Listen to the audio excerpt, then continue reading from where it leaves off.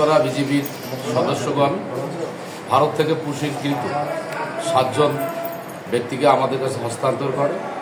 আমরা হস্তান্তরিত ব্যক্তিকে তাদেরকে আমরা সদর ইউনিয়ন পরিষদে আপাতত থাকার ব্যবস্থা করেছি।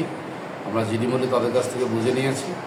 পরবর্তী কার্যক্রম হচ্ছে তাদের অভিভাবককে খবর দেওয়া হয়েছে, তারা আসলে তাদেরকে আমরা তাদের অভিভাবকের কাছে বুঝাই দেব। যে 4 জন ভারতীয় নাগরিক তাদের কি হচ্ছে? তাদের বিষয়টা আমরা বলতে পারবো না, পর্যন্ত আমাদের